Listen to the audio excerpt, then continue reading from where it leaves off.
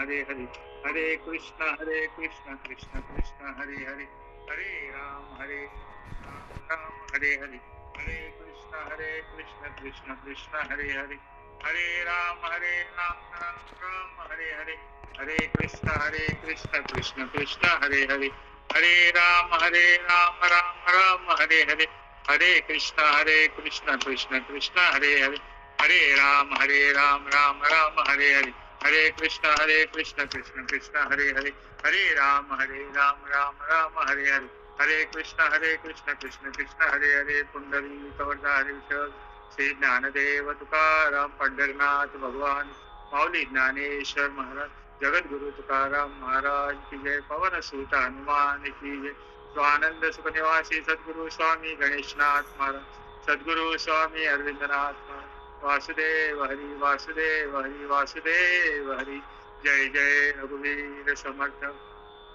नमो विशदबोध विदग्धा विद्या रविंद्र प्रबोधा, पराप्रमय प्रमदा विलासिया, नमो संसार तम सूर्या अपरमित परम वीर्या, तरुण तर तुर्या लालन लीला, नमो जगत खील पालना मंगलमणि निधाना, सज्जन वन चंदनाराध्य लिंगा, नमो चतुर चित्त चकोर चंद्रा, आत्मानुभव नरेंद्र, स्मृती सार समुद्रा मन्मथा, नमो स्वभाव भजन भांजन भवेत कुंभ भंजन, विश्वोद्भवन श्री गुरुराया, नमो सद्गुरु तुकया ज्ञान दीपा, नमो सद्गुरु सच्चिदानंद रूपा, नमो सद्गुरु भक्त कल्याण मूर्ती, नमो सद्गुरु भास्करा पूर्ण कीर्ती, मनुष्याकृती राघवे ख्याती केली, शिळा शिखरे सागरी तारिये, तुका स्वामी हा पूर्ण ब्रह्म प्रकाशी, जळी रक्षिले निर्जीवा कागदासी, महाराज हा जन्मला मृत्युलोकी, तुझी उपमा नाढळे लोकी, भव सिंधुसी बांधिला से तुझेने, अनाथा दिना कारणे तू कयाने, तुका भासला मानवी वेशधारी, परिहा लीला विग्रही निर्विकारी, स्वये श्री हरी व्यापकू सर्व जीवा, तुका तोचितो हा परब्रह्म ठेवा, जया पूजले आदरे पांडुरंगे, विमानस्थ केले प्रयाण प्रसंगे, तनु मानवी दिव्य रूपीच केली, न त्यागी दिये दिव्य लोकासी नेली, पुंडली कवरदारी विठ्ठल श्री ज्ञानदेव तुकाराम पंढरनाथ भगवान माऊली ज्ञानेश्वर महाराज की, जगद्गुरु तुकाराम महाराज की जय, गुरुर् ब्रह्मा गुरुर्विष्णू गुरुर्देव महेश्वरा, गुरु साक्षात परब्रह्म तस्मै श्री गुरुवे नमः. प्रिय संत सज्जनो, आज आपला शुक्रवारचा जो गाठेवरचं चिंतन आपलं दर शुक्रवारी असतं, त्यामध्ये आपण गेल्या शुक्रवारी गोंगडे महाराजांनी 268 नंबरच्या अभंगापर्यंत चिंतन केलं होतं. आज 269वा अभंग आपण घेतोय. गोडपणे जैसा गुळ तैसा देव झाला सकळ, आता भजू कोणे परी देव सबाह्य अंतरी, उदका वेगळा नवे तरंग निराळा, हेम अलंकार नामी तुका म्हणे तैसे आम्ही. तर या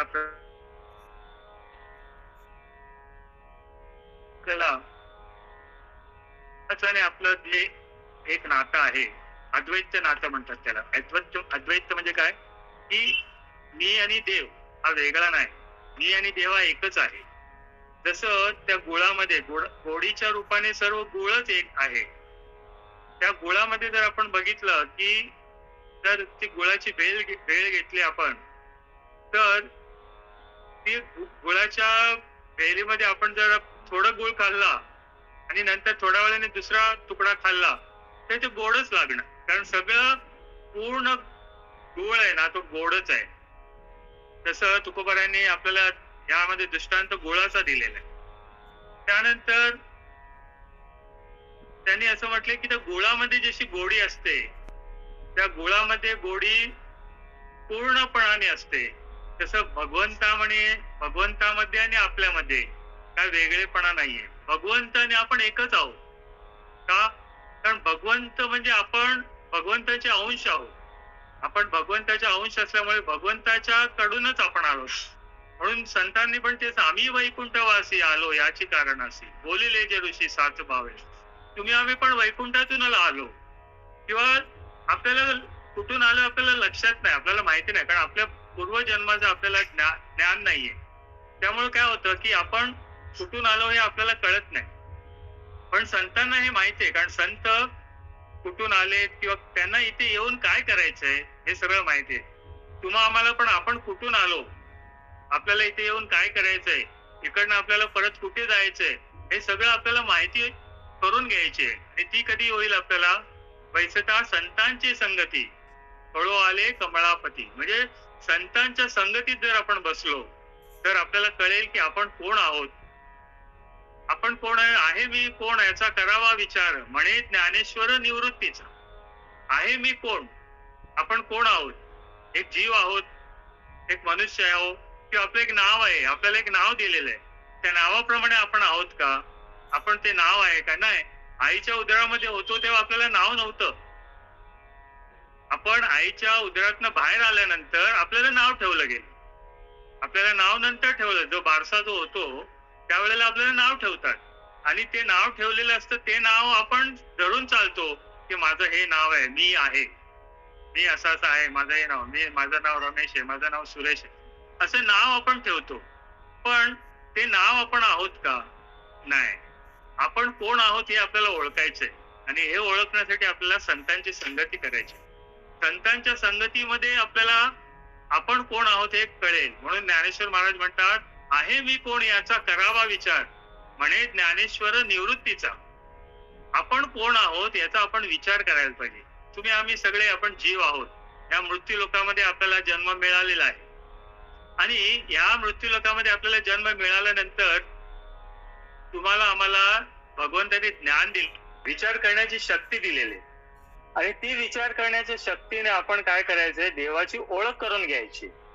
बाकी कुठल्याही जन्मामध्ये तुम्ही बाकी कुठल्याही योनीमध्ये जर बघितलं तर त्यांना भगवंताचं ज्ञान, भगवंताची ओळख होऊ शकणार नाही.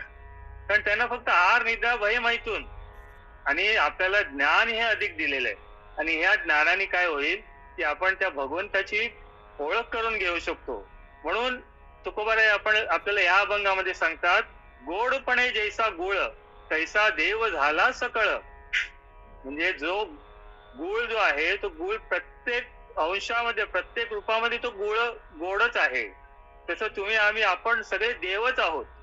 आपण विसरलो आपण देव आहे. जर एखाद्याला आपण म्हटलं काय देवा कसं आहे, कसं चाललंय, तर तो समोरचा काय म्हणतो, काय मी कुठे देव आहे, मी देव थोडी आहे, असंच म्हणणार. पण त्याला हे माहिती नाही की तो देवच आहे. देवाचा अंश असल्यामुळे तुमच्या आमच्यामध्ये जो भगवान परमात्मा वास करतोय तो देव रूपामध्ये आपल्यामध्ये आतमध्ये आहे, आणि त्याची ओळख आपल्याला करून घ्यायची. पण तुकोबा सांगतात त्याप्रमाणे नाना रूपात्मक जगताच्या रूपाने सर्व देवच एक आहे. आता मी भजन कसे करू? आता कसं असतं, भजन करण्यासाठी द्वैत लागतं. आपण भजन करतो, आपण कोणाचं भजन करतो? देवाचं भजन करतो. आपण कोणाशी बोलतो, बोलताना समोर ज्याच्याशी बोलतो तो माणूस तिथे पाहिजे, म्हणजे द्वैत आलं तिथे. पण इथे तुकोबाराय आपल्याला अद्वैत सांगतात. अद्वैत म्हणजे देव आणि आपण एकच आहोत, दोन नाही. ह्या हृदयीची त्या हृदयी घातले, म्हणजे ह्या हृदयातलं त्या हृदयामध्ये घातलं, म्हणजे दोन्ही हृदय एक झालं. मी आणि परमात्मा आम्ही एक झालो, आणि एक झाल्यानंतर तिथे द्वैत राहत नाही. आणि ते द्वैत राहत कधी जर आपण एकमेकाला वेगळे समजलो तर. जर भगवंताला आपण कुठेतरी लांब शोधतोय, आपण म्हणतोय भगवान कुठेतरी वैकुंठामध्ये, भगवान कुठेतरी स्वर्गामध्ये, असं लांब शोधतोय आपण, किंवा भगवान मंदिरामध्ये आहे, किंवा काशीला आहे, अयोध्येला आहे, असं आपण भगवंताला लांब पाहतो. पण भगवंत लांब आहे का? नाही. भगवंत आपल्या जवळच आहे. तुझं आहे तुझं पाशी, परी तू जागा चुकलासी. तुझा जवळच देव आहे आणि तो देव तुझ्या जवळ आहे आणि तो तुला सांगतो की मी आणि तू एकच आहे, आपण वेगळे नाहोत. म्हणून तुकोबाराय पुढच्या चरणामध्ये सांगतात, आता मी भजन कसे करू, कारण माझ्या मनात आत बाहेर सर्व देवच भरला आहे. म्हणजे आत आणि बाहेर देव भरल्यानंतर आपण परत भजन कोणाचं करणार? असं होतं ना. आता आपण समजा भजन करतोय, आपण भजन करताना भगवंताचं नामस्मरण करतो, भगवंताचं नाव घेतो, वेगवेगळ्या देवांचे नावं येतात भजनामध्ये, तेव्हा आपण त्या देवांना वेगळं बघतो, आपण त्यांना द्वैतामध्ये बघतो. पण जर अद्वैत झालं, एक झाल्यानंतर भजन करणारा पण तोच आहे आणि ऐकणारा पण तोच आहे. म्हणजे दोन्ही एक रूप होतात. म्हणून तुकोबा सांगतात की मी एक रूप झालो, आत बाहेर सर्व देवच भरला आहे असं मला वाटलं. पाण्याहून लाट निराळी नाही. पुढे ते म्हणतात, पाण्याचं उदाहरण देतात, जसं त्या पाणी जे समुद्रामध्ये वाहतं, नदी वाहते, समुद्रामध्ये पाणी जे जातं, त्या पाण्यामध्ये जी लाटा असतात त्या लाटा वेगळ्या आहेत का? लाटा म्हणजेच पाणी आहे. म्हणजे त्या समुद्रामध्ये जेवढं पाणी आहे त्याच्यातलेच त्या लाटा येत आहेत आणि ते लाटा वेगळे नाही, तेच पाणी आहे, ते पाणी रूपच झालेलं आहे आणि त्यामुळे ते लाटा पण पाणी रूप आहे. तसं तुम्ही आम्ही पण भगवंताचे अंश आहोत आणि भगवंताचा अंश असल्यामुळे आपल्याला भगवंतानी आपण हे कधी वेगळं पाहायचं नाही. भगवंतानी आपण एकच आहोत आणि आपण एक असल्यामुळे काय करायचं, भगवंताची अद्वैत भक्ती करायची. म्हणजे आपण आतून जरी आपण सगुण भक्ती करत असलो तरी आपण शेवटी जे आपण अंतरातनं जी भक्ती करतो, अंतरातनं भक्ती आपण ही सगुण निर्गुण निराकाराची भक्ती असते. अंतरातनं आपण जी भक्ती करतो ती निर्गुण निराकाराची, तिथे आपल्याला देव दिसत नाही. सगुणामध्ये आपल्याला मूर्ती दिसते, सगुणामध्ये देव दिसतो, पण तो देव आपल्याला सगुणामध्ये सगुणाची भक्ती करता करता करता काय करायचं, त्या निर्गुणापर्यंत आपल्याला पोहोचायचंय. म्हणून तुकोबारे सांगतात की सर्व एकच आहे. उदक निराळे तवे नवे तरंग निराळे. ते तरंग वेगळे नाहीयेत, त्या उदकाप्रमाणे ते उदकच आहेत. शेवटी तुकोबारे सांगतात, तुकाराम महाराज म्हणतात, सोने आणि दागिने ही नावेच दोन आहेत. अर्थात म्हणजे सोन्यात काही भेद नाही. सोनं आणि दागिनं, आता जर सोनं असतं, जे रॉ सोनं असतं म्हणजे तयार सोनं असतं, सोन्याची लगड असते, त्या सोन्याच्या लगडीपासून वेगवेगळे दागिने तयार केले जातात. आता त्या सोन्याच्या लगडामध्ये जे सोनं आहे आणि त्या दागिन्यामध्ये जे सोनं आहे ते एकच आहे, त्याला आपण वेगळं म्हणू शकत नाही. दिसायला जरी ते दागिने वेगवेगळ्या डिझाईन मध्ये दिसत असतील, वेगवेगळ्या रूपामध्ये दिसत असतील, वेगवेगळ्या छबी असतील, त्याच्यामध्ये वेगवेगळे, त्याच्यात आपण काही दगड लावलेले असतील त्याच्यात, म्हणजे ते त्याप्रमाणे ते वेगवेगळे दिसतात. पण त्या हिरे असतात, माणिक असतात, मोती असतात, पण तरी ते सोनं आणि ते जी लगड असते ती एकच असते. तसं तुकोबारायांनी आपल्याला सोनं आणि या लगडीचं दृष्टांत आपल्याला इथे दिलाय. ते म्हणतात, तुकाराम महाराज म्हणतात, सोनं आणि दागिने ही नावेच दोन आहेत. अर्थात म्हणजे सोन्यात काही भेद नाही. त्याप्रमाणे देव आणि आम्ही भक्त अशी ही दोन नावे आहेत, पण दोहीचा अर्थ देव हा एकच आहे. म्हणजे देव आणि भक्त, मी भक्त तू देव ऐसे करी, त्या द्वैतामध्ये ती भक्ती करण्यासाठी आपल्याला द्वैत पाहिजे. मी भक्त तू देव ऐसे करी म्हटलेले तुकोबारायांनी एका अभंगामध्ये. तर त्याप्रमाणे जी भक्ती करता करता काय होईल, आपण देव आणि भक्त आपण एक होतो आणि त्यावेळेला आपल्याला परमार्थ साधला जातो. जेव्हा देव आणि भक्त एक होतात तेव्हा त्याला अद्वैत भक्ती म्हणतात आणि त्या अद्वैत भक्तीने आपण काय करू शकतो, त्या निर्गुण निराकारापर्यंत आपण पोहोचू शकतो. पण तुकोबारा सांगतात की देव आणि आम्ही भक्त अशी ही जरी दोन नावे असली तरी दोहीचा अर्थ हा देव हा एकच आहे, हा देव वेगळा नाही. त्यामुळे देव आणि भक्त हे वेगळे नाहीत आणि आपण एकच आहोत.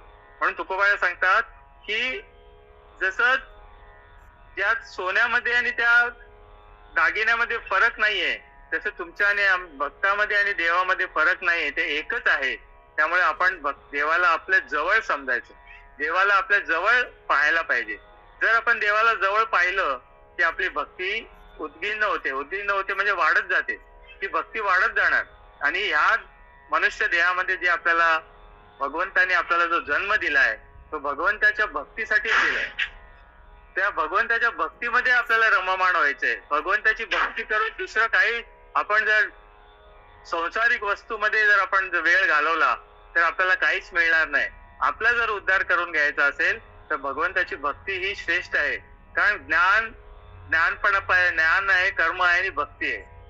वैराग्य, ज्ञान, वैराग्य, कर्म आणि भक्ती, त्या सगळ्यांमध्ये भक्ती ही श्रेष्ठ आहे. आणि ही भक्ती ही सोपी पण आहे. आणि ह्यामध्ये काय होईल की तो भक्त आणि देव हे एक होतात. आणि म्हणून तुकोबाराय आपल्याला या अभंगामध्ये ते सांगतात. पुढचा अभंग, परमेशिष्ट पदा तुच्छ मानिती सर्वदा, हेची ज्याचे धन चिंतन सदा हरीचे, इंद्रपदाधिक भोग भोग नव्हे तो भवरोग, सर्वभौम राज्य त्यासी काही नाही काज, पाताळीचे अधिपत्य ते तो मानिती विपत्य, योग सिद्धी सार त्यासी वाटे ते असार, मोक्ष एवढे सुख सुख नव्हेची ते दुःख, तुका म्हणे हरिवीण त्यासी वाटे अवघा सीण. आता या अभंगामध्ये तुकोबारायांनी भक्तांविषयी सांगितले. भक्त काय कसे असतात, भक्त भक्ती करताना काय करतात आणि भक्तांना काय आवडतं, या अभंगामध्ये आपल्याला तुकोबारा सांगतात. खरे भक्त ब्रह्मदेवाच्या पदालाही निरंतर तुच्छ मानतात. आता आपण एखाद्याला सांगितलं की मी तुला एवढं देणार, हे राज्य देणार, संपत्ती देणार, आपण सगळे खुश होतो. पण भक्त कसे असतात, भक्तांना जर इंद्रपद जरी दिलं तर भक्त काय म्हणतात, मला ते इंद्रपद नको, मला फक्त भगवंताची भक्ती पाहिजे, भगवंताचे चरण पाहिजे, भगवंताची चरणाची सेवा पाहिजे, एवढंच ते संत किंवा आपले भक्त सांगतात. सर्व काळ हरीचे स्मरण करणे हेच त्याचे धन आहे. धन काय आहे, परमार्थ महाधन जोडी देवाचे चरण. तुकोबाराने सांगितलं परमार्थ महाधन जोडी देवाचे चरण. इथे तुकोबारा ते सांगतात, सर्व काळ हरीचे स्मरण करणे हेच त्याचे धन आहे. म्हणजे सतत भगवंताचं नामस्मरण करणं, परमार्थ करणं हे त्या भक्तांचं धन आहे. आणि तुकोबाराने आपल्याला तेच सांगितलं, परमार्थ महाधन जोडी देवाचे चरण. जर आपलं परमार्थ हे महाधन जर आपण मानलं तर आपण भगवंताच्या चरणापाशी पोहोचू शकतो, भगवंताचं चरण आपल्याला मिळेल. पुढे सांगतात, इंद्रपदादी करून जे दिव्य भोग आहेत ते भक्ताच्या दृष्टीने भोग नसून केवळ भवरोगच आहे. आता काही जे साधक असतात, जे कर्म रूपामध्ये किंवा ज्ञान मार्गामध्ये असतात, ते साधक काय करतात की भगवंताची भक्ती करतात. पण भगवंताची भक्ती करताना काय करतात की भगवंताची भक्ती फक्त त्याच्यासाठी, त्यांच्यामध्ये काय जे स्वार्थ असतो, त्यांना इंद्रपद पाहिजे असतं आणि इंद्रपद पाहिजे असतं म्हणून ते पुण्य जास्त कमवतात. जास्त पुण्य मिळाल्यामुळे त्यांना इंद्रपद किंवा तिथे स्वर्गामध्ये त्यांना स्थान मिळतं. आणि जे पुण्य त्यांचं असतं ते पुण्य त्यांचं संपलं, जेव्हा ते पुण्य संपतं त्यांना परत या मृत्यू लोकामध्ये यायला लागतात. तेव्हा पुण्याची पावती सरे सवे इंद्रपणाची उटी उतरे, मग येऊ लागती मागरे मृत्यू लोका. माऊलींनी 9व्या अध्यायामध्ये ही ओवी दिले. तर हे पुण्याची पावटी सरे सवे इंद्रपणाची उटी उतरे, मग येऊ लागती मागरे मृत्यू लोका. म्हणजे त्यांनी जे पुण्य कमवलेलं असतं ते पुण्य कमवून काय करतात, ते इंद्रपद घेण्यासाठी त्या स्वर्ग लोकामध्ये जातात. आणि तिथे गेल्यानंतर इंद्रपद त्यांना ब्रह्मपद किंवा इंद्रपद मिळवण्यासाठी त्यांनी पुण्य कमवलंय. पण तिथे गेल्यावर त्यांना ते मिळत नाही. पण त्यांचं पुण्य तिथे गेल्यावर पुण्य कमी होत जातं आणि ते पुण्य कमी झाल्यावर त्यांना परत या मृत्यू लोकामध्ये जन्म घ्यायला लागतो. म्हणून तुकोबारा सांगतात की आम्हाला या भक्तांना इंद्रपद जे दिव्य भोग आहेत ते भक्ताच्या दृष्टीने भोग नसून केवळ भवरोग आहेत. संत किंवा भक्त काय करतात, ते दिव्य भोग जे आहेत जे मिळालेलं असतं, इंद्रपद किंवा ब्रह्मपद, हे इंद्रपद वगैरे जे मिळालेलं असतं हे भोग न समजता त्यांना तो भवरोग वाटतो. म्हणून ते म्हणतात आम्हाला हे नकोय. पण भक्तांना तुम्ही विचारलं तुम्हाला काय पाहिजे, तर भक्त म्हणणार आम्हाला काही नको, आम्हाला मुक्ती नको. न लगे मुक्ती धन संपदा संत संग देई सदा. तुकोबाराने सांगितले, हेची दान देगा देवा तुझा विसर न व्हावा, गुण गाई ना आवडी हेची माझी सर्व जोडी. न लगे मुक्ती धन संपदा संत संग देई सदा, तुका म्हणे गर्भवासी सुखे घालावे आम्हास. तुकोबारा या अभंगामध्ये मागणी करतात काय की ह्याची दान देगा देवा तुझा विसर न व्हावा. तुझा विसर आम्हाला होऊ देऊ नको. कारण भगवंताचा विसर होणं यालाच पाप म्हटलेलं आहे. माऊलीने हरिपाठामध्ये म्हटलेलं आहे, नामासी विनमुख तो नर पापिया, हरिविण धावया न पवे कोणी. नामासी विनमुख जो होतो ना, भगवंताच्या नामापासून लांब जातो, तो नर पापिया. माऊलीने स्पष्ट सांगून ठेवलेलं आहे की नामासी विनमुख तो नर पापिया, हरिविण धावया न पवे कोणी. त्याप्रमाणे हेची दान देगा देवा तुझा विसर न व्हावा म्हटलंय. गुण गायी ना आवडी हेची माझी सर्व जोडी. मला सर्व तुझं गुण गाण्यातच माझं सगळं वेळ गेला पाहिजे, हेची माझी सर्व जोडी, मला हेच मिळावं. आणि पुढे म्हणतात नलगे मुक्ती धन संपदा. मला मुक्ती नको, धन नको, संपदा नको, काय नको. मला काय पाहिजे? फक्त तुझी भक्ती पाहिजे. नलगे मुक्ती धन संपदा संत संग देई सदा. आणि तुझी भक्ती करायला मला काय पाहिजे? की संतांची संगती पाहिजे. कारण जोपर्यंत आपल्याला संतांची संगती मिळत नाही तोपर्यंत आपल्याला भगवंताची ओळख होत नाही. आणि भगवंतापर्यंत जर आपल्याला जायचं असेल तर संतांची संगती आपल्याला पाहिजे. म्हणून भगवंताची प्राप्ती करून घ्यायची असेल तर संतांची संगती आपल्याला करायला पाहिजे. म्हणून तुकोबा इथे सांगतात की इंद्रपदादी जे दिव्य भोग आहे ते भक्तांच्या दृष्टीने भोग नसून ते केवळ भवरोगच आहे.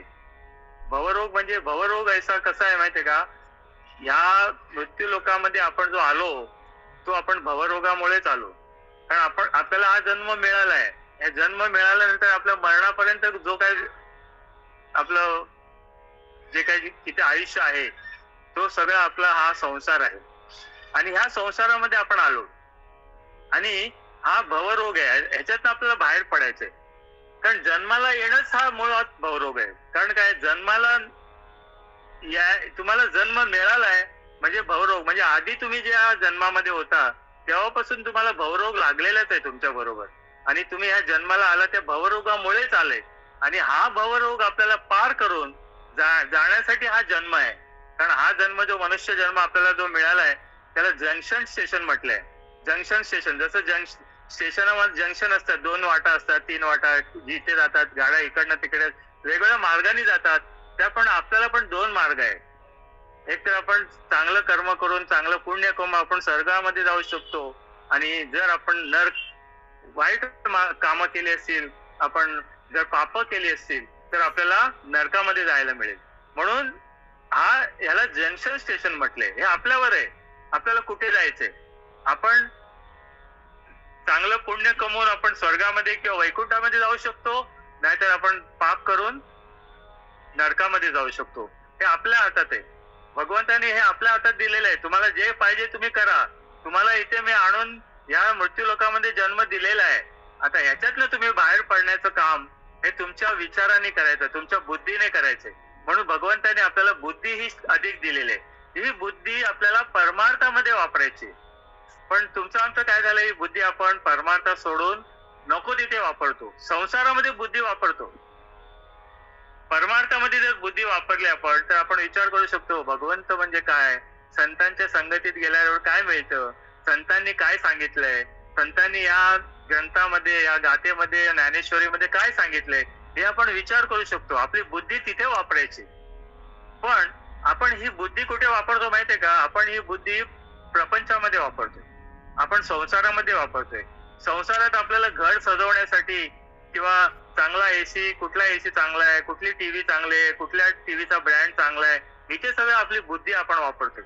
घरामध्ये टाईल्स कुठले असावे, कुठले टाईल्स चांगले आहेत, कुठल्या टाईल्स शायनिंग आहे, आणि त्या टाईल्स मध्ये कुठल्या चांगल्या प्रकारचे टाईल्स आहेत, किंवा कलर पेंट लावायचा असेल कुठला पेंट चांगला आहे, इथे आपण बुद्धी वापरतो. इथे आपण दुसऱ्यांशी, काही लोकांशी आपण मार्गदर्शन घेतो आणि त्याप्रमाणे ही बुद्धी आपण तिथे वापरतो. पण ही बुद्धी आपण संसारात न वापरता, कारण संसार हा होत राहतो, परमार्थ आपल्याला करायचा आहे. संसार कसा आहे, संसार प्रारब्धाने होत असतो आणि संसार हा प्रयत्नाने करायचा असतो. संसारामध्ये प्रयत्न पाहिजेत आणि आपल्या परमार्थामध्ये प्रयत्न पाहिजेत, आणि संसारामध्ये प्रारब्धावर सोडून द्यायचं असतं, जे होत राहतं आपलं संसार. पण आपलं काय झालंय, आपलं उलट झालंय. आपण परमार्थ प्रारब्धावर अवलंबून आहे असं म्हणतो, आणि संसारामध्ये आपण प्रयत्न करतो. संसारामध्ये एवढे प्रयत्न करतो की ते संसार एवढं चांगलं करायचा प्रयत्न करतो, त्याच्यात किती आपल्याला सुख मिळेल हे पाहतो. पण संसारात सुख मिळण्यासारखं नाही, कारण संसार दुःख मूळ, चोहीकडे इंगळ, विश्रांती नाही कुठे, रात्रंदिवस तळमळ. दुःख बांधवडे आहे हा संसार, सुखाचा विचार नाही कुठे. हा संसार दुःख बांधवडी आहे, दुःखच आहे. या संसारामध्ये आपल्याला दुःखच आहे. जन्माला आल्यापासून शेवटच्या क्षणापर्यंत आपल्याला दुःखच आहे. पण आपण काय करतो की प्रयत्नाने तिथे सुख शोधण्याचा प्रयत्न करतो, आणि आपल्याला तिथे सुख मिळत नाही. कारण संसार हा प्रारब्धाने आहे. जे तुमच्या प्रारब्धात लिहिलेलं आहे ते तुम्हाला होणार आहे. तुम्ही जरी म्हटलं की मला एवढे पैसे मिळायला पाहिजे, तर तुमच्या जर प्रारब्धात असेल तर तुम्हाला ते पैसे मिळतील. तुम्हाला धन मिळेल, संपत्ती मिळेल, तुम्हाला आयुष्य सगळं जे प्रारब्धावर आहे तेवढं मिळेल. पण तुम्ही जर म्हटले की मी प्रयत्न करून हे जास्त मिळवण्याचा प्रयत्न करीन, पण ते होणार नाही. कारण तुमच्या प्रारब्धामध्ये जेवढं असेल तेवढंच तुम्हाला मिळेल. म्हणून संसारात प्रयत्न न करता परमार्थात प्रयत्न करायचं की आपण किती पुढे जाऊ. या ग्रंथामध्ये काय काय म्हटलेलं आहे, संतांनी काय म्हटलंय, त्याचा विचार करायला पाहिजे, आणि याच्यात आपली प्रगती कशी होईल हे आपण जर केलं, प्रयत्न केलं, तो प्रयत्न परमार्थामध्ये करायचा, आणि परमार्थ प्रयत्नाने होतो, आणि संसार हा प्रारब्धाने होतो. म्हणून तुकोबारा सांगतात की सर्व दृष्टीने भोग नसून केवळ भवरोगच आहेत. हे ब्रह्मादिक पद, इंद्रादिक पद जे आहेत ते भवरोगच आहेत. त्यामुळे त्याला हे नाही. सर्वभौम पदाशी भक्तजनांना काही कारण नाही. म्हणजे कुठलंही मोठं पद असेल, पदवी असेल, त्या पदवीचं भक्तांना काही नकोय. भक्तांना काय स्तुती पण नकोय, निंदा पण नको. भक्तांना काय असतं, स्तुती आणि निंदा हे समान आहे. त्यांना स्तुती केली तरी त्यांना काही आनंद होत नाही, निंदा केली तरी राग येत नाही. स्तुती आणि निंदा हे ते समान मानतात. म्हणून सार्वभौम पदाचं जरी त्यांना भक्तजनांना काही कारण नाही. पाताळाच्या स्वामित्वाला ते केवळ दरिद्री मानतात. पाताळाचं स्वामित्व जरी त्यांना मिळत असेल तरी ते दरिद्र मानतात. त्यांना ते पाताळाचं नको, त्यांना या मृत्यू लोकामध्ये भगवंताचं भजन पाहिजे. म्हणून स्वर्गीचे अमर इच्छिता ती देवा, मृत्यू लोकी व्हावा जन्म अमार. स्वर्गाचे जे देव आहेत त्यांना पण माहिती आहे की ह्या मृत्यू लोकामध्ये भगवंताचं भजन आहे, चिंतन आहे. त्या स्वर्गामध्ये ते नाहीये. म्हणून त्यांना माहिती आहे की ह्या मृत्यू लोकामध्ये भगवंताचं भजन आहे, भगवंताची भक्ती आहे. म्हणून ते स्वर्गाची अमर पण इच्छा काय करतात की ह्या मृत्यू लोकामध्ये आपला जन्म व्हावा. स्वर्गीचे अमर इच्छिता ती देवा, मृत्यू लोकी व्हावा जन्म आम्हा. आणि ते स्वर्गातले जे देव आहेत ते आपल्या या मृत्यू लोकामध्ये जन्म मिळण्याचा ते प्रयत्न करतात. कारण त्यांना माहिती आहे की इथे भगवंताची भक्ती आहे. तिथे स्वर्गामध्ये काय नाही, भोगविलास आहे. तिथे काही त्यांना भगवंताचं चिंतन नाही, काय नाही. म्हणून त्यांना इथे आपल्या मृत्यू लोकामध्ये जे भक्ती करतात, जे काही भक्त भक्ती करतात, जे संत ज्या भक्ती मार्गात आहे त्यांना बघितल्यावर त्यांना इच्छा होते. म्हणून तुकोबारा सांगतात की योग आणि योगाने मिळणाऱ्या सिद्धी भक्तजनाने आसार वाटतात. योगाने जी सिद्धी प्राप्त होते ती सिद्धीला पण भगवान परमात्माची सिद्धी नको म्हणतात. म्हणजे ती सिद्धी पण हे संत किंवा भक्त जे आहेत ती सिद्धी प्राप्त झालेली असते. भक्तांना सिद्धी प्राप्त आहेच, भक्तांना सगळ्या सिद्धी प्राप्त असतात, पण त्या सिद्धी त्यांना नको वाटतात आणि ते सिद्धी वापरत नाहीत. म्हणून ते त्यांना नको वाटतात. मोक्षासारखे मोठे सुख त्यांच्या दृष्टीने सुख नसून ते केवळ दुःखच आहे. म्हणजे मोक्ष पण त्यांना नको वाटतं, त्यांना मोक्ष नकोच आहे.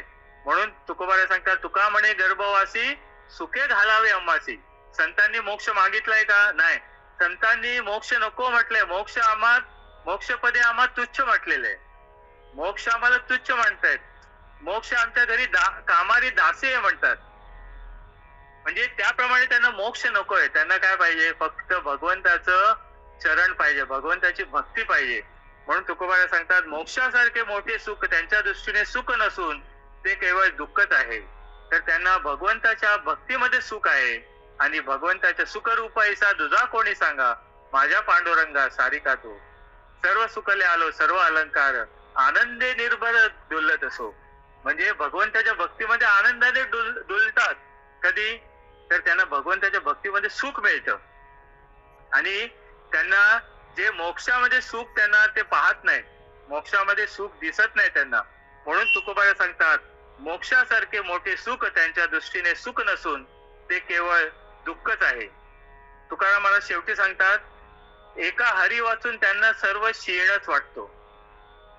आता तुम्हा आम्हाला या संसारामध्ये एवढा क्षीण वाटतो, तरी आपण संसार सोडून परमार्थ करण्याकडे किंवा भगवंताच्या भक्तीकडे आपण वळत नाही. पण संत कसे आहेत, संतांना त्या सगळ्या बाबतीत हरी वाचून बाकी काय सगळं, म्हणजे हरीला सोडून जे काही आहे, येर ते माईक दुःखाची जनती नाही आधी अंती अवसानी, म्हणजे जे काही बाकीचं आहे हरीला सोडून जे बाकी आहे, आपला तो देव एक करून घ्यावा तेणे विना जीवा सुख नव्हे. तो एक देव जर आपला करून घेतला, तेणे विना जीवा सुख नव्हे, आपला तो एक देव करून घ्यावा, तोच आपला देव आपण करून घेतला, एकच देव. हरीने हरीने माझे चित्त भारवित हरीने विसरले. हरीने माझे हरले चित्त भारवित विसरले. तसं प्रत्येक संतांनी भगवंताला एकालाच मागितलेलं आहे, एक धरीला चित्ती आम्ही रकुमाईचा पती. म्हणजे परमार्थामध्ये एकाला फार महत्व आहे, परमार्थामध्ये एकाला फार महत्व आहे. एक म्हणजे एक भगवान परमात्मा, दुसरं काहीच नाही. तसं तुकोबारा इथे सांगतात की एक हरी वाचून आम्हाला दुसरं काहीच नाही. एका हरीला सोडलं तर आम्हाला संसार बरा वाटत नाही, बाकी काय बायका मुलं संपत्ती धन हे काही मला मोक्ष हे काय आम्हाला बरोबर वाटत नाही, आम्हाला काहीच बरं वाटत नाही. याच्यात सगळं आपल्याला दुःख दिसतं. आणि फक्त हरीचं जे काही चिंतन होईल, भक्ती होईल, त्याच्यात आता आम्हाला काय आनंद मिळतो, त्याच्यात आनंदाचे लाडू खातात. तुकोबारा सांगता, तुका म्हणे आम्ही खातो आनंदाचे लाडू. आनंदाचे लाडू खातात म्हणजे काय करतात, हा लाडू वेगळ्या प्रकारचा आहे. आनंदाचा लाडू म्हणजे भगवंताच्या चिंतनामध्ये जो आत्मिक आनंद आहे, अंतरीचा जे आनंद आहे, तो आनंद ते उपभोगतात. म्हणून तुकोबारा सांगतात की हरी वाचून त्यांना बाकी सगळं क्षीण वाटतं. म्हणजे तुकाराम महाराज म्हणतात, एका हरी वाचून त्यांना सर्व क्षीणच वाटतो. म्हणजे जे काही पद असतील, उपाधी असतील, या उपाधी मध्ये गुप्त चैतन्य असे सर्वगत ते तत्वज्ञ संत स्वीकारित. नव्या अध्यायामध्ये माऊलींनी ओवी टाकले, या उपाधी माझी गुप्त चैतन्य असे सर्वगत ते तत्वज्ञ संत स्वीकारिती. जो चैतन्य परमात्मा आहे आपल्यामध्ये त्यालाच फक्त स्वीकारतात. ही आपली उपाधी म्हणजे ह्या देहरूपी उपाधीमध्ये जो चैतन्य रूपी भगवान परमात्मा आत बसलेला आहे, त्या भगवान परमात्म्याला तो मानतो आणि भगवान परमात्म्यातच भक्ती करतो. असे ते संत आहेत. तर पुढचा अभंग आहे, मोहराच्या संगे सुत नवे आगी जोगे नाही तरी त्याचे भक्ष काय सांगणे ते साक्ष स्वामीची या अंगे रूप नवे कोणा जोगे तुका म्हणे खोडी देव मणी न देती दडी. आता या अभंगामध्ये तुकोबारा सांगतात, मोहरा हा एक जातीचा पदार्थ आहे, म्हणजे मणी. मोहरा म्हणजे एक मणी आहे, त्यास गुंडाळून सूत अग्नीत टाकले असता जळत नाही. एरवी ते सूत अग्नीचे भक्ष होय असा यास पुरावा नको. म्हणजे आपल्याला माहिती आहे, सूत अग्नीमध्ये टाकलं तर ते सूत जळून जाणार, याला काय वेगळा पुरावा द्यायला लागतो का? नाही. पण त्या सूताला जर एक मणी आहे, तो मणी जर बांधून गुंडाळून त्या अग्नीत टाकला तर तो जळत नाही असं म्हणतात. तो एक प्रकारचा मणी आहे, ते सूत आणि त्या मणी जळत नाही. पण असंच जर सूत आपण त्या अग्नीत टाकलं, त्या अग्नीमध्ये ते सूत जळून जातं, याला काही वेगळा आपल्याला पुरावा द्यायला लागत नाही असं तुकोबारा सांगतात. स्वामी जो परमात्मा त्याचा आश्रय करून भक्त तदंगभूत झाला म्हणजे त्याचे रूप कलादिकास नाश करण्याजोगे नसते. म्हणजे भगवान परमात्म्याला आपण आपलासा करून घेतला, आपण भक्ती मार्गाने भगवंताचा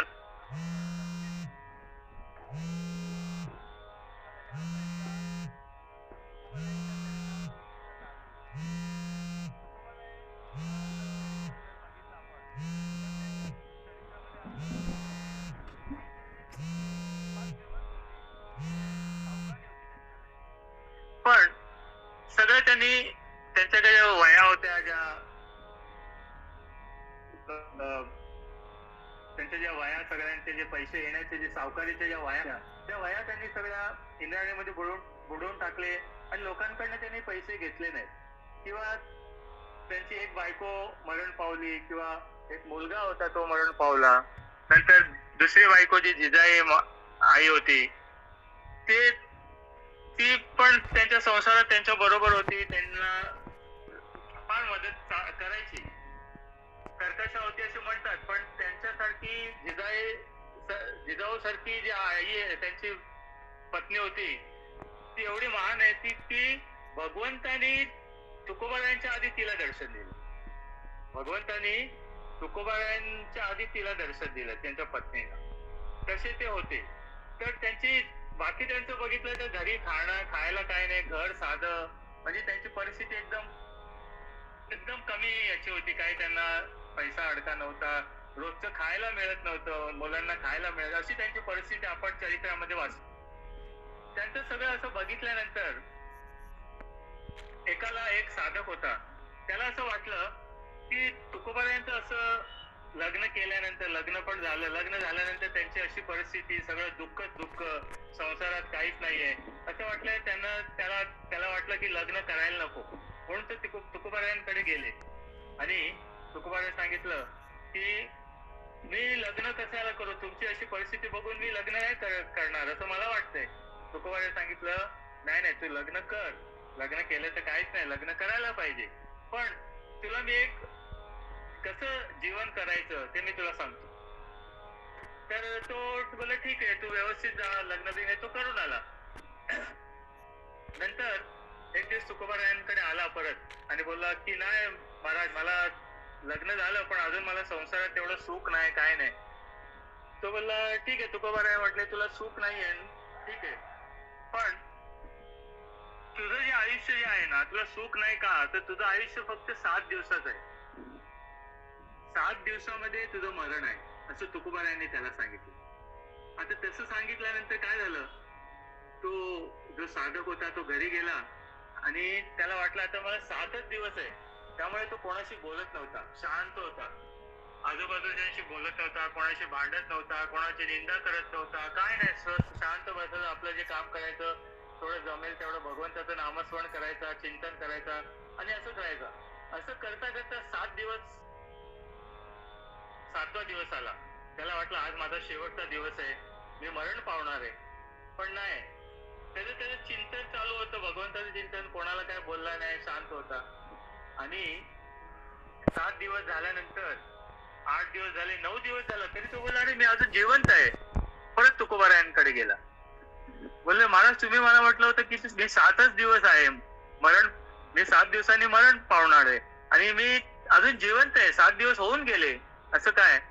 तेव्हा तुकोबारायांनी सांगितलं हेच आहे, जसं तुला मी 7 दिवस मरणाचे म्हटल्यानंतर तू कसं तुझं जीवन कसं केलं, तू कसं सगळं जीवन हे केलं, कोणावर राग धरायचा नाही, कोणाचा द्वेष करायचा नाही, कोणाचं निंदा करायची नाही, कोणाला काही बोलायचं नाही, आणि आपलं जीवन तू भगवंताच्या चिंतनाने केलं, तसंच माझं जीवन असंच आहे. माझं संसारामध्ये तुला दिसत असेल की मला कष्ट आहेत फार हे, पण मी त्या संसाराकडे बघतच नाही, मला काहीच नाही, तू जसं 7 दिवसामध्ये राहिलाय तसं मी हे अखंड या जीवनामध्ये मी असंच राहतो.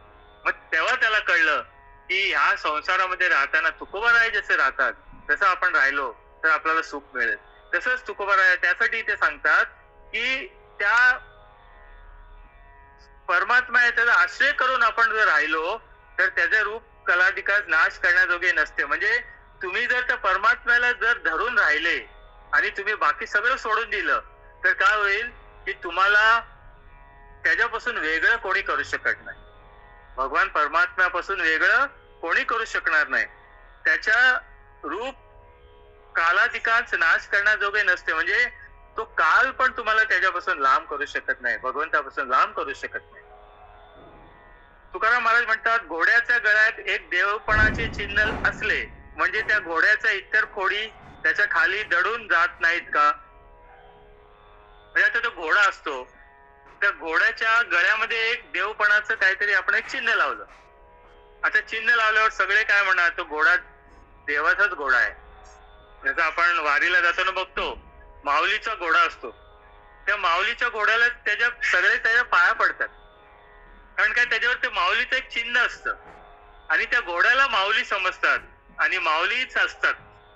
तो घोडा म्हणजेच माऊली असतो, कारण तेवढं त्याचं भाग्य असतं. त्याला माऊलींचा वारीमध्ये चालण्याचं त्याला भाग्य मिळालेलं असतं आणि माऊली म्हणूनच चालायचं त्याचं भाग्य असतं. म्हणून त्याला सगळेजण पाय पडतात.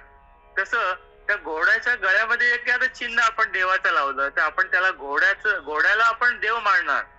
तसं तुकोबारा सांगतात की त्याच्या घोड्याच्या इतर खोडी त्याच्या खाली दडून जात नाहीत का, म्हणजे त्यांनी जरी काही खोडी केल्या तरी त्या चिन्हाच्या खाली दडून जातात, ते दिसत नाही. म्हणून तसं आपण भगवंताच्या बरोबर जर आपण असलो, भगवान परमात्म्याला जवळ घेऊन आपण भगवान परमात्म्याच्या जर घेऊन गेलो तर आपल्या काही दुसऱ्या काही ज्या गोष्टी असतील ते दडून जातील आणि आपल्याला देव पण येईल, असं तुकोबाराय आपल्याला या अभंगामध्ये सांगतात. पुढचा अभंग आहे, मद सवे नको चेष्टा, नवे साळी काही कोष्टा, वैसे वैसे साणोनी दिमाक, जाय काळे करी मुख, येते न सरे चार, हीण आणिक व्यापार, तुका म्हणे विष्णुदास, रस जाणतो निरस. या अभंगामध्ये तुकोबाराय सांगतात, हे दुर्जना तू माझ्याशी चेष्टा मस्करी करू नकोस, कारण साळी कोष्टाप्रमाणे मी हलकट नाही. अरे मोठेपणाची घमेंड टाकून उगीच बैस, व तसे करायचे नसेल तर आपले तोंड काळे कर जा. येथे काही वेडचार अथवा एखादे वाईट व्यवहार चालणार नाही. तुकाराम महाराज म्हणतात, आम्ही विष्णुदास रस कशात आहे व निरस काय आहे हे जाणतो. म्हणजे इथे त्या दुर्जनाला तुकोबाराय सांगतात की तू दुर्जन आहेस, ठीक आहे, तुला जे पाहिजे तू कर, तुझं तोंड काळं कर, तू तिथे जाऊन काही कर, माझ्या समोर तू येऊ नकोस, मला काही सांगू नकोस, कारण मला समजतं की रस कशात आहे व निरस कशात आहे. म्हणजे कुठली गोष्ट चांगली आहे, कुठली गोष्ट वाईट आहे, या त्या संतांना माहिती असतं किंवा त्या भक्तांना माहिती असतं आणि ते भक्त ओळखू शकतात. म्हणून त्या जे दुर्जन असतात त्यांना काही कळत नाही, ते काही करतात. म्हणून त्या दुर्जनाला सांगतात की तू लांब राहा, आणि संत काय करतात, त्या दुर्जनांना लांब ठेवतात. ते दुर्जनाला पण ते वाईट तसं म्हणत नाहीत, पण त्यांना लांब ठेवतात, त्यांना काही दोष देत नाहीत, पण त्यांचा तो स्वभाव आहे किंवा त्यांचं जे काही प्रारब्ध आहे त्याप्रमाणे ते दुर्जन झालेले असतात आणि त्या दुर्जनाला संत लांब ठेवतात. म्हणून त्याला तुकोबाराय सांगतात की आम्ही विष्णुदास आहोत. आम्ही विष्णुदास असल्यामुळे काय होईल की आम्हाला रस कशात आहे व निरस काय आहे हे आम्ही जाणतो. म्हणजे चांगलं काय आहे आणि वाईट काय. तू जे काय करतोस, तू दुर्जन म्हणून जे काय करतोस ते वाईट आहे आम्हाला माहिती आहे, पण आम्ही विष्णुदास कसे आहोत, आम्ही भगवंताचं भक्तीमध्ये रस आहोत. नवविधा भक्ती जी आहे त्या नवविधा भक्तीमध्ये आम्ही रस आहोत आणि त्याच्यात आम्हाला रस आहे. भगवंताच्या नामस्मरणामध्ये रस आहे.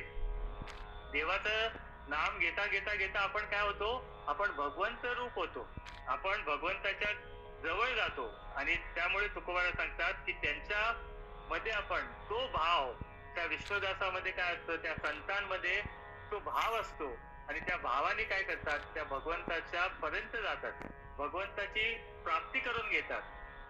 आपल्याला या प्रपंचामध्ये असल्यानंतर आपण प्रपंच करत करत आपण थोडं त्या प्रपंचामध्ये जर बाजूला गेलो आणि परमार्थ केला, भगवंताचं चिंतन केलं, भगवंताची जर भक्ती केली, तर आपण भावाने जर त्या भगवंताची भक्ती केली तर भगवंताची प्राप्ती आपण या मृत्यू लोकामध्ये, या मनुष्य देहामध्ये आपण करू शकतो. कारण आपल्याला त्यासाठीच हा मनुष्य देह दिलेला आहे. देवे दिला देह भजना गोमटा. आपण भगवंताचं भजन करण्यासाठी दिलेलं आहे आणि भोजन करण्यासाठी दिलेलं आहे, भजन करण्यासाठी दिलेलं. पण आपण त्या भोजनाच्या ह्याच्यात भगवंताचं भजन न करता आपण त्या संसारात एवढे गुंतलो की आपल्याला भगवंताचं भजन कळत नाही. प्रत्येक युगामध्ये प्रत्येक संतांनी आपल्याला येऊन या भगवंताच्या प्राप्तीसाठी आपल्याला एक मार्ग, जो मार्ग दाखवलाय त्या मार्गानेच आपल्याला चालायचे आणि तो मार्ग जो दाखवून दिलेला आहे त्या मार्गाने जर आपण चाललो तर आपण, तुका म्हणे चला तुम्ही चला ह्याची वाटे, भरोसेने भेटे पांडुरंग. तुकोबाराय सांगतात तुम्ही ह्याच वाटेने चला, मी तुम्हाला जी वाट दाखवतो त्या वाटेने चला, तुम्हाला भरोसेने भेटे पांडुरंग. मी तुम्हाला भरोसा देतो की तुम्हाला पांडुरंगाची भेट होईल.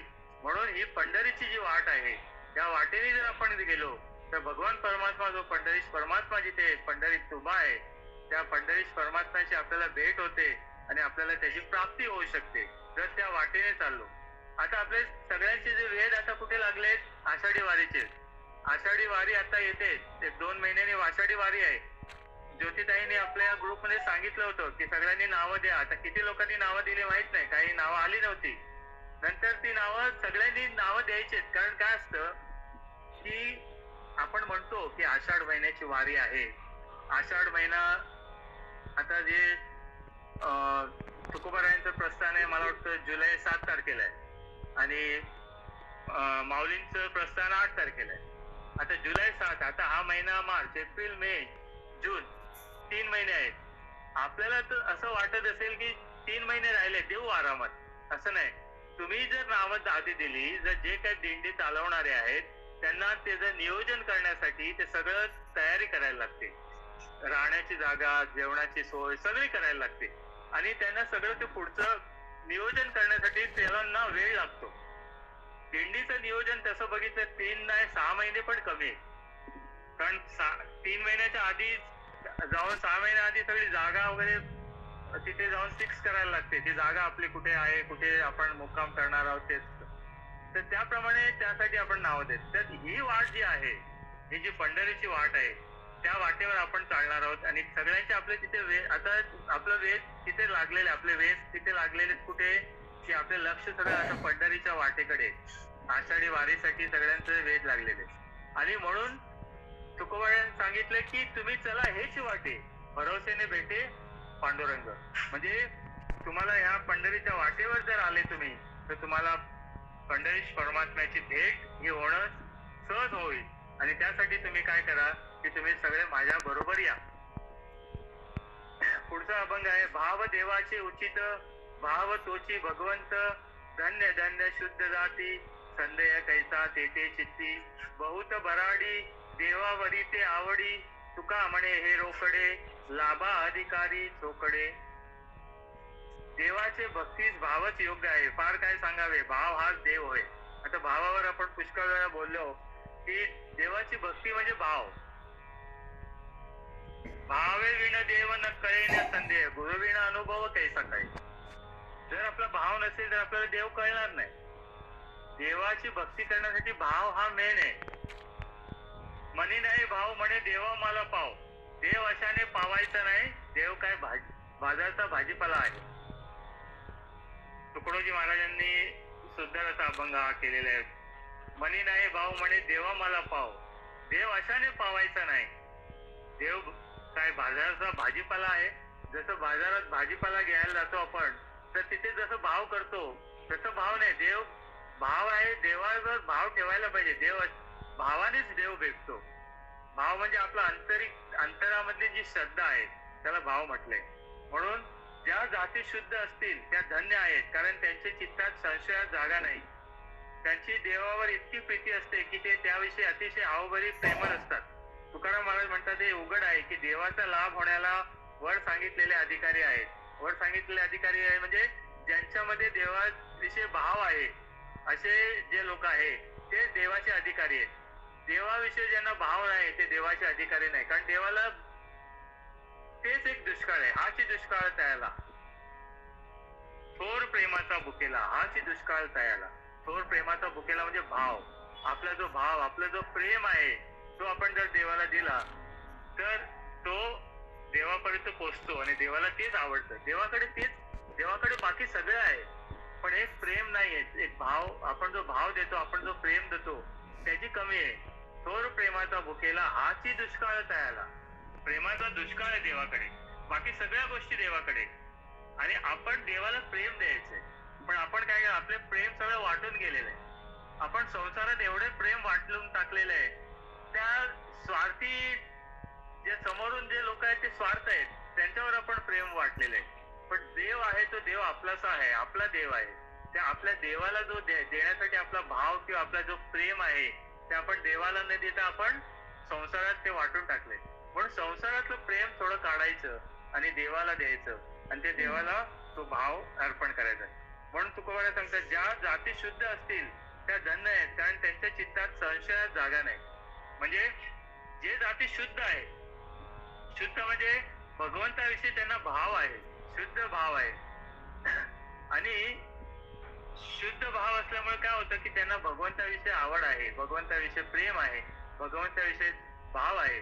त्याविषयी काय होईल, त्यांना संशय नाही.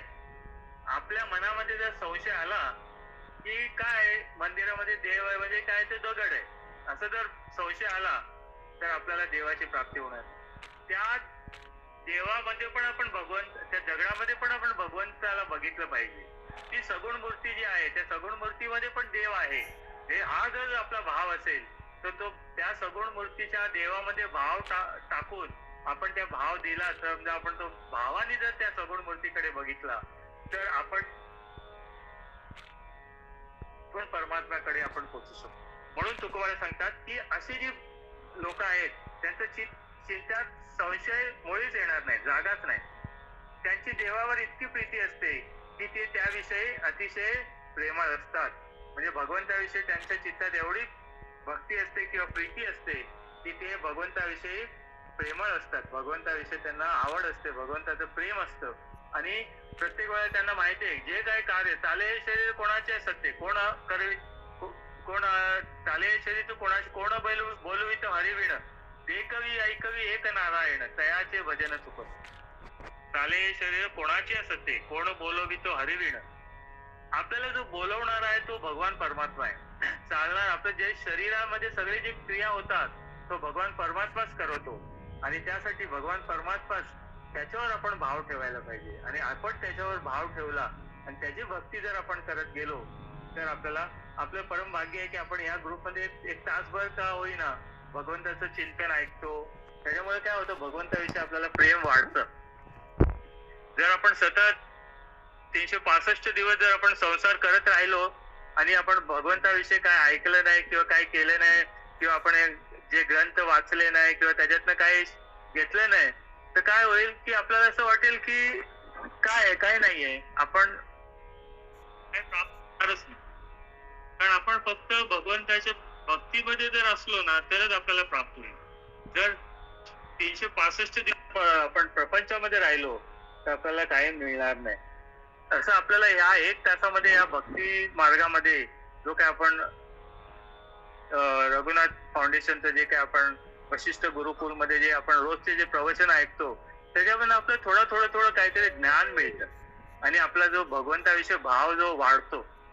आपण भगवंतावर आपण जे भाव ठेवतो, भगवंताविषयी आपला जो मनामध्ये जो भाव आहे तो प्रेम आहे ते वाढतं आणि आपण ते भगवंताला अर्पण करू शकतो. म्हणून ह्या जे कार्यक्रम आपण चालले त्याचा जास्तीत जास्त आपण उपयोग करून घेतला पाहिजे आणि त्याप्रमाणे आपण हे केलं पाहिजे. तर हा जो आता 272वा अभंग आहे त्या शेवटी तुकोबाला सांगतात की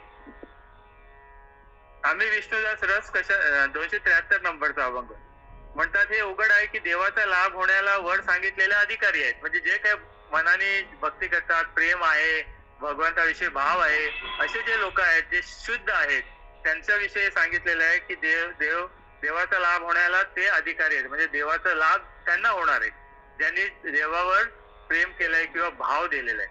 तसं झालेली सेवा ही भगवान परमात्म्याच्या चरणी तुम्ही भक्त भाविक लोकांच्या चरणी अर्पण करून, हनुमंतरायाच्या चरणी अर्पण करून झालेली सेवा पुण्य इथेच पूर्ण विराम. तुकाराम तुकाराम तुकाराम तुकाराम तुकाराम तुकाराम तुकाराम तुकाराम तुकाराम तुकाराम तुकाराम कुंडली कवरदारी विठ्ठल श्री ज्ञानदेव तुकाराम पंढरीनाथ भगवान की माऊली ज्ञानेश्वर महाराज जगद्गुरु तुकाराम महाराज की जय. जय जय रघुवीर समर्थ. आता विश्वात्मके देवे येणे वागेने तोषावे, तोषोनी मद द्यावे फसाये दाने. जे खळांची व्यंकटी सांडो तया सत्कर्मी रती वाढो. भूता परस्परे पडो मैत्र जीवांचे, दुरितांचे तिमिर जाओ. विश्व स्वधर्म सूर्य पाहो, जो जे वांचिल तो तेला हो. प्राणी जात वर्षत सकळ मंगळी, ईश्वर निष्ठांची मांदियाळी. अनवर्त भूमंडळी भेटो त्या भूता, चला कल्पतरुचे आरव. चेतना चिंतामणीचे गाव, बोलते जे अर्णव पियुषांचे. चंद्रमे जे अलांछन, मातरंड जे तापहीन. हे सर्वाई सदा सज्जन, सोयरे होतु किंबहुना सर्व सुखी. पूर्ण हो नीती लोकी, भजिजो आदि पुरुकी. अखंडित आणि ग्रंथोपजीवे, विशेष लोकी. दुष्टा दुष्ट विजये हो आवेजी. एठ म्हणे श्री विश्वेश्वराओ आओई दान पसाओ येणे वरे ज्ञानदेव सुखिया झाला येणे वरे ज्ञानदेव सुखिया झाला येणे वरे ज्ञानदेव सुखिया झाला. ओम सर्वे वै सुखिनः सन्तु सर्वे